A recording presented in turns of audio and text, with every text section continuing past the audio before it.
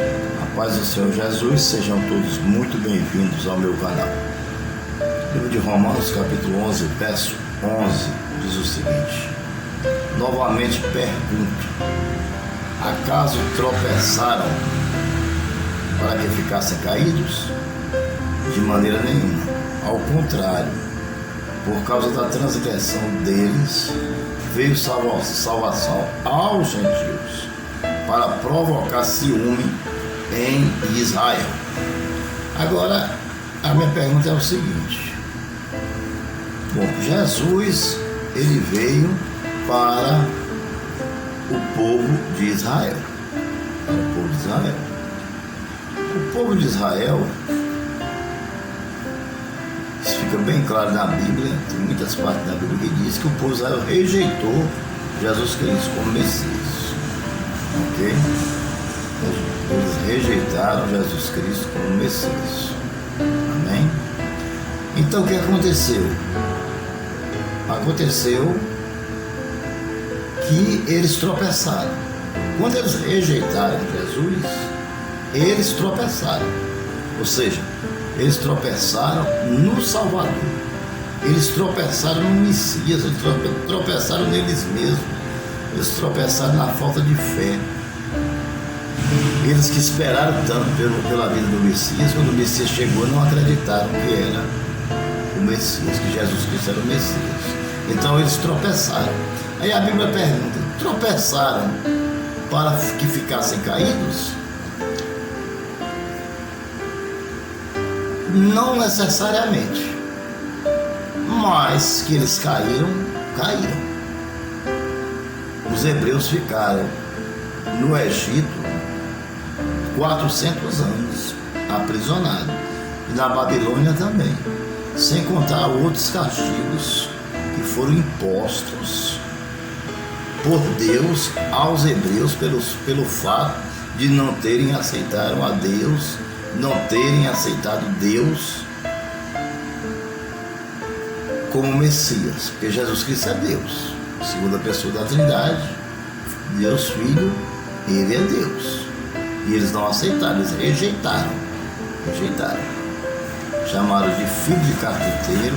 Se por um acaso sair alguém da cidade de Belém que prestasse, né? Ou seja, deram com o pé para trás. Dá com o pé para trás e dá o coice. É a mesma coisa, dá um coice. Deram com o pé para trás, entendeu?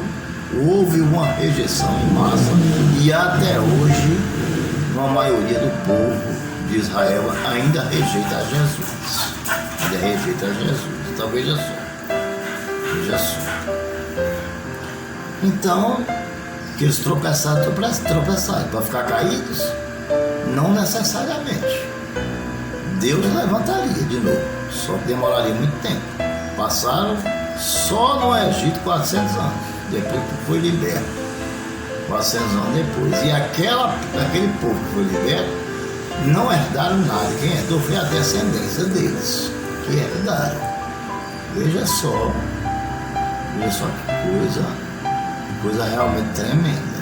Veja, que é você rejeitar Deus. Quando você rejeita, o que acontece? Deus impõe um castigo, uma punição, alguma consequência vem. Por isso você pode ter certeza que vem. Aí ele responde: de maneira nenhuma. Ao contrário, por causa da transgressão deles,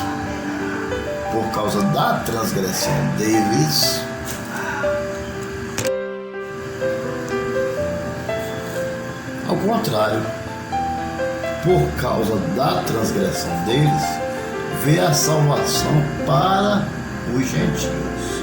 Agora, quem é os gentios? Quem são os gentios?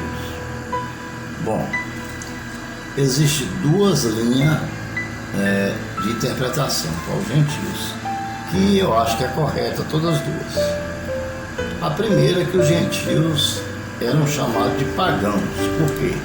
Porque os gentios eles não eram circuncidados.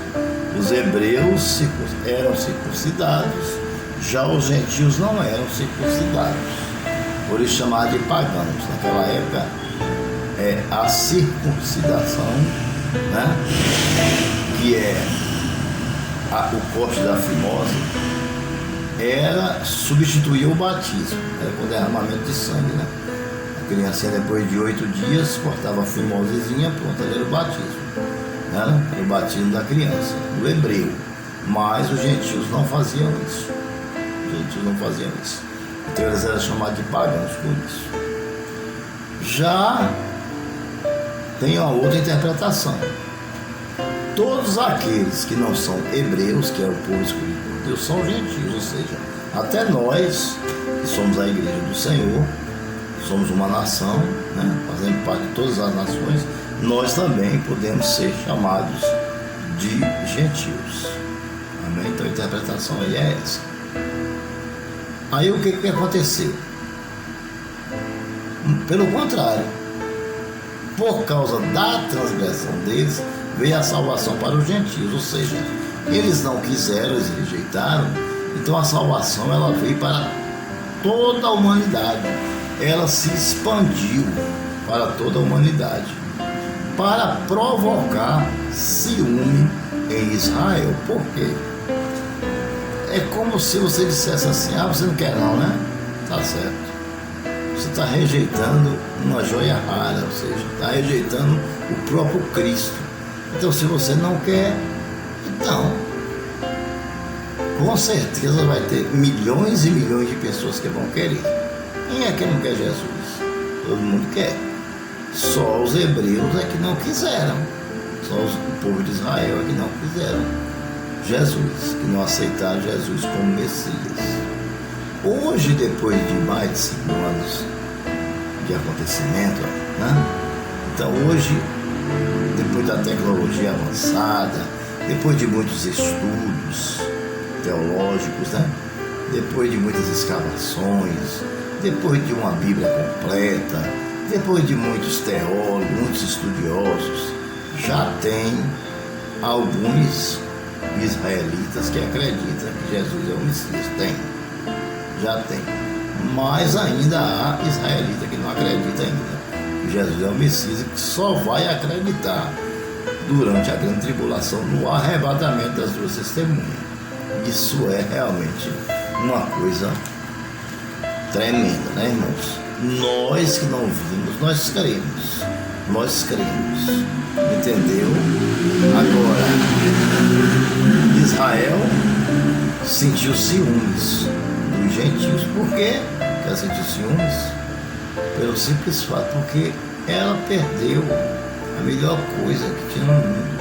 Se Israel tivesse aceitado a Jesus Cristo como Messias, certo? Então Israel não teria sido levado para cativeiro. Israel não teria sofrido tanto como sofreu. Você entendeu? Não teria sofrido tanto como sofreu. Entendeu? Então, primeiro Israel rejeita a Deus, né? Rejeita a Deus e transgride a lei de Deus, né? E é levado ao cativeiro, libertado por Moisés, aí vem até chegar em Jesus. Quando chega em Jesus, Israel de novo rejeita a Deus agora, rejeita o Filho, Jesus Cristo, né? Então, realmente, né?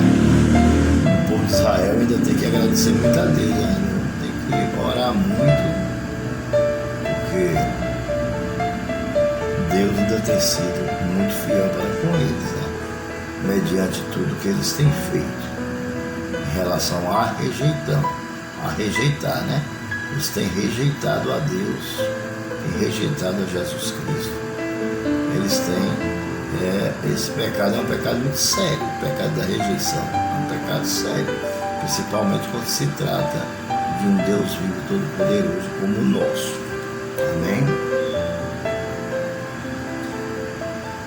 Eles rejeitaram a maior riqueza do mundo, né?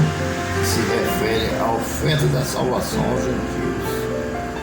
ainda que no plano divino a salvação vem dos judeus e é para eles primeiro, primeiramente para os judeus, entendeu? Primeiramente para eles. Aqui tem o mesmo sentido, referindo-se aos gentios. A conversão em grande escala dos gentios será seguida pela conversão em massa dos judeus, isto é, uma modificação da ordem natural dos acontecimentos, já que um número insignificativo de apóstolos e evangelistas judeus podia trazer tanta bênção ao mundo, o que devemos esperar quando Israel for salvo. Amém? Então, se os sacerdotes daquela época tivessem aceitado a Cristo, tivesse pregado a palavra de forma correta, não tivesse deturpado tanto a palavra do Senhor, deturpado a palavra do Senhor, se ainda na época de Cristo, eles não tivessem tratado o Senhor Jesus com desdém, nós sabemos que deixar de ser crucificado, Jesus não podia, porque era a única forma de nos salvar, era ele morrendo por nós. E Deus também já sabia que ele soltaria Barrabás e crucificaria Jesus. Isso nós não temos dúvida, Não temos dúvida disso. Porque Jesus veio para isso. Porque se ele não morresse, nós não seríamos salvos. Essa é a verdade, Mas Jesus, ele foi rejeitado de uma forma tremenda. Ainda que Jesus não fosse rejeitado, ainda assim ele morreria pela humanidade. Ainda assim ele morreria pela humanidade, para salvar a humanidade. Porque só o sangue do Cordeiro de Deus, o Filho unigênito, poderia trazer salvação ao mundo, poderia trazer salvação a nós. Ou então, nós nunca seríamos salvos. Essa é a verdade. Essa é a mais pura verdade. Mas o povo de Israel rejeitou a Deus no Antigo Testamento e rejeitou Jesus Cristo no Novo Testamento. Novamente pergunto: acaso tropeçaram para que ficassem caídos? De maneira nenhuma. Ao contrário, por causa da transgressão deles, do pecado deles, por causa da falta de fé, por não ter aceitado Jesus, por não ter aceitado a Deus, por ter desobedecido a Deus, veio salvação para os gentios, para provocar sim em Israel. Amém? Deus os abençoe. Fique com esta palavra, uma palavra breve. Esse versículo eu achei muito importante, uma palavra muito breve, Romanos capítulo 11, verso 11, Se quiser ler, depois leia, entendeu? E achei interessante trazer para nós essa breve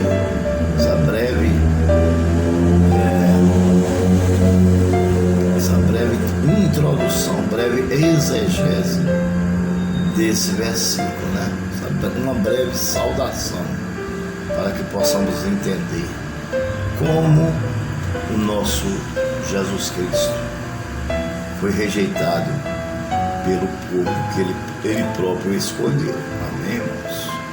Mas graças a Deus nós não vimos e cremos. Que Deus os abençoe. Inscreva-se em meu canal, deixe seu like, ative o sininho, para que possamos estar juntos pregando a palavra de Deus. Compartilhe o vídeo com grupos, com amigos, e vamos continuar nessa luta.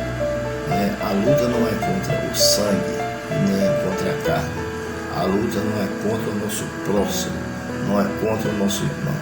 A luta é contra os principados e as potestades, que habita nas regiões celestiais.